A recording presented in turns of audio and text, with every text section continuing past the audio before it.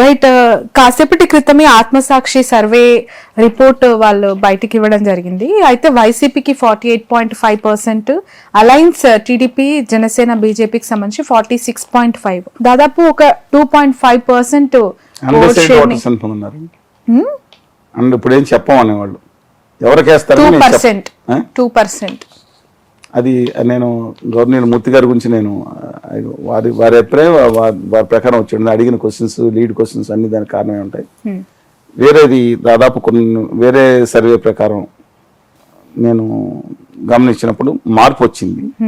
డెఫినెట్గా నా అభిప్రాయం ప్రకారం 45.2% ఏదైతుందో ఓటింగ్ అది మార్చి 10 నాటికి కాంప్రహెన్సివ్ సర్వే.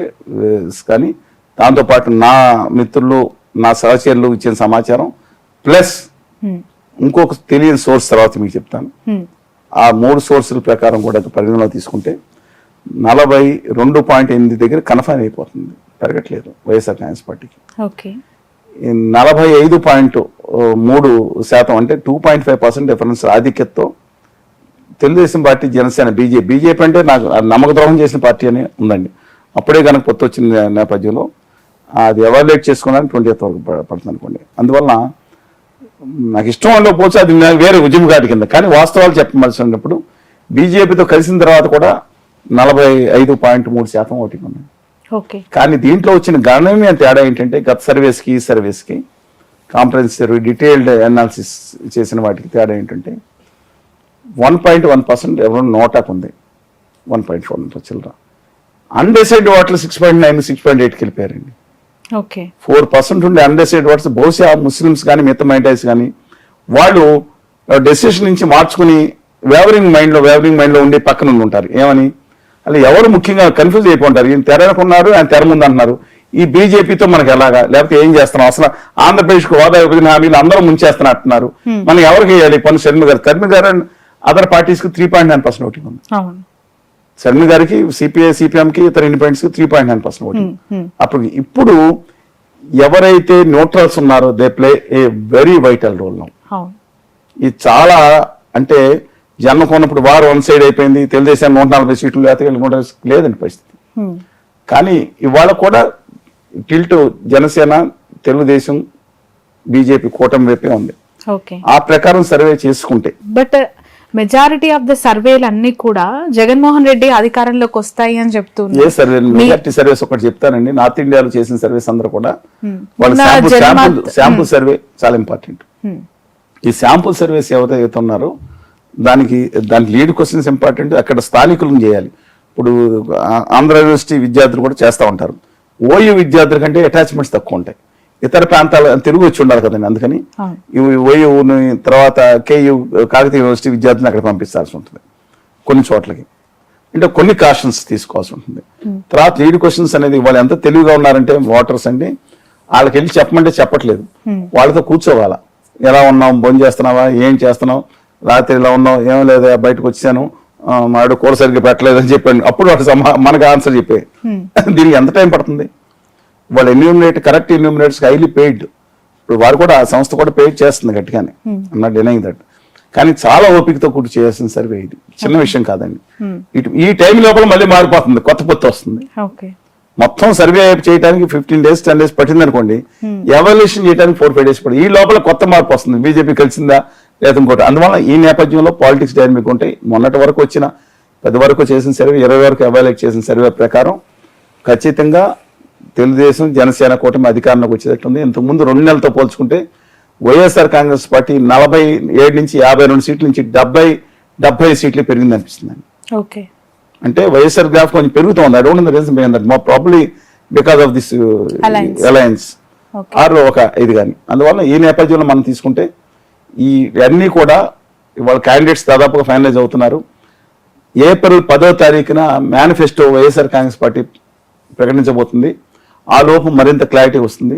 ఇవాళ జగన్మోహన్ రెడ్డి గారు manifesto is playing cards close to his chest. ఆయన మేనిఫెస్టో బయటకు వచ్చి ఆయన ఎలక్ట్రిసిటీ గురించి డెఫినెట్గా తెలంగాణలో ఇచ్చినప్పుడు 200 యూనిట్ల 150 యూనిట్ల ఎందుకంటే ఎస్సీలకి మేము యోజన ఇవ్వడం మొదలుపెట్టారు ఫ్రీగా. అంటే అది మంచిదా కాదనేది నేను తర్వాత మాట్లాడతానండి. కానీ అది గనక పెడితే అంటే ఉద్యమకారుడిగా వేరు మళ్ళీ విశేషణ అది కనుక పెట్టి, అలాగే అంగన్వాడీ వర్కర్స్కి మొన్న చేసిన అన్యాయం ఏదైతే ఉందో డిస్మిసిల్ చేస్తానని ఆర్డర్స్ కానీ వీటి మీద అలా కొన్ని విషయాల్లో చర్యలు తీసుకోపోతే మాత్రం, అది పోతే చర్యలు తీసుకుంటే మళ్ళీ ఈ విల్ బ్యాక్ ఇన్ టు ఫైట్లో ఉంటారండి. ఇవాళ వాళ్ళ అభిమానులు అన్నకు 150 అంటే ఒకళ్ళు అంటారు 150 కాదన్న 200 వస్తాయి. 150 క్వశ్చన్ లేదు, మా బాస్కి 200 వస్తాయి అంటారు. అలాగే జనసేన కూటమి, జనసేన ఫ్రాన్స్ లేకపోతే తెలుగుదేశం 200 గెలుస్తూ ఉంటారు. రేపు ఇష్యూ ఇవాళ ఉన్న ప్రకారం ఇది ఇని అర్థం చేసుకుంటే ఎవరికాళ్ళు జాగ్రత్త పడవచ్చండి. తెలుగుదేశం పార్టీ కూడా జాగ్రత్త పడవచ్చు ఎవరికాళ్ళు. బట్ నా ఉద్దేశం ప్రకారం ఇది మాత్రం టఫ్ కాంపిటీషన్ ఉండాలంటే అలాంటివి అయితే, ఎందుకంటే జగన్మోహన్ రెడ్డి గారి నమ్మకం ఉంది చెప్తే చేస్తాడండి. చంద్రబాబు నాయుడు గారి గేమ్ వేరండి. ఆయన ఫోర్సీ చేస్తారు, అభివృద్ధికి ఏం చేస్తారు దాని మీద నమ్మకం చంద్రబాబు నాయుడు గారికి. ఇది హామీ ఇచ్చి చేస్తారని నమ్మకాలు జగన్మోహన్ రెడ్డి గారు కూడా 2 CPS 2-3 ఫెయిల్ అయ్యారు. మిగతా అమలు చేస్తున్నారు. నేను దాంట్లో పెట్టలేదు కదా మేనిఫెస్టోలు అంటున్నారు కొన్ని. అందుకని నా అభిప్రాయం ప్రకారం ఆయన హామీ ఇస్తే మాత్రం అగైన్ కాంపిటీషన్ టఫ్ గా ఉంటుందండి. 100 స్థానాలు ఉన్నాయి వాళ్ళ, 100 నుంచి 105 స్థానాలు జనసేన తెలుగుదేశం కూటమికి. ఇవాళ తర్వాత రేపు మార్చండి. మేనిఫెస్టో వచ్చిన తర్వాత మళ్ళీ అగైన్ మేనిఫెస్టో రావటం, ఈయన యాత్ర మొదలు పెట్టారు కదా 27 నుంచి యాత్ర నుంచి 10వ తారీఖు బస్సు యాత్ర. అందుకని లెటర్స్ వెయిట్ అండ్ సీయండి ఏం జరుగుతుంది. అటు సిద్ధం సభలు ఇటు కూడా జగన్మోహన్ రెడ్డి గారికి అగ్నిస్ట్ గా వీళ్ళు కూడా మేము కూడా యుద్ధానికి సిద్ధం అని సంసిద్ధం అని వీళ్ళతో పాటు మధ్యలోనేమో షర్మిల గారు. అందుకని చూద్దామండి మాకు ఏం జరుగుతుందో. కానీ రాష్ట్రంలో ఎవరు కోట వేయాలో కూడా మేము స్పష్టంగా చెప్తాం. కానీ ముందే చెప్తాం, ఉత్తర భారతీయ జనతా పార్టీని మాత్రం ఓటేస్తే ఇక ఈ దేశంలో ప్రజాస్వామ్య ఎన్నికలు ఉండే పరిస్థితి ఉండదు. దయచేసి ప్రతి ఒక్కళ్ళు మీరు 10 మందికి చెప్పండి. రాష్ట్ర హక్కుల కోసం, ఆత్మగౌరవం కోసం మీరు అసెంబ్లీలో ఎవరికేస్తారో మనం మాట్లాడుకుందాం. కానీ పార్లమెంట్లో తుక్కుగా ఉత్తర భారతీయ జనతా పార్టీ అండుకొని ఓడించండి అని మనం చేస్తున్నాం. Right, thank you so much sir, me valuable టైంని మాకు కేటాయించినందుకు. మీ సర్వే రిపోర్ట్స్ లేదంటే మీ రియాలిటీస్ ప్రకారం అలయన్స్ కి ఇప్పుడు ఎడ్జ్ ఉందని చెప్తున్నారు. లాస్ట్ టైం మీరు థ్యాంక్స్ చెప్పలేను, కాంగ్రెస్ కి ఏ విధంగా చెప్పానో ఎలా వచ్చిందో చూసారు మీరు. రైట్, ఓకే చూద్దాం. ఎందుకంటే ఇంకెన్నో రోజులు లేదు, దాదాపు 50 రోజుల సమయం. మీరు మొదటిసారిగా అలయన్స్ కి ఎడ్జ్ ఉందని చెప్తున్నారు, కానీ చాలా సర్వేలు బోటాబోటీగా వైసీపీకి అవకాశం ఉంది గవర్నమెంట్ ఫామ్ కి అని చెప్పి 141 స్థానాల పైన వస్తాయని చెప్పాను లాస్ట్ టైం వైకాపాకి. దాంతో కొంతమంది మాటలే పనిచేశారు మా మిత్రులు, పెద్దలు నరసింహ గారు నాతో సంవత్సరాలు మాట్లాడి మెదడు తగువైంది. దివంగతులు అయినారు కదా, ఆయనతో పాటు టీడీపీ అధినేత పక్కనుండి ఆయన కూడా మాట్లాడితే మాకు తగువే. నేను ఎన్నికలు అయిపోయిందా చెప్పానండి, నాకేమన్నా ఉంటుందని చూసి చెప్పాను. లాస్ట్ టైం జగన్పాటి గాలిగోపాల్ గారు, సార్ ఆయన పేరు మర్చిపోయాను, విజయవాడ ఎంపీ కాదండి, ఇంతకుముందు జగన్పాటి కాదు, లగడపాటి రాజగోపాల్ గారు అనే వ్యక్తి నాలుగు కప్పుకున్న చాలా కాలం మీద రాజకీయాల్లో.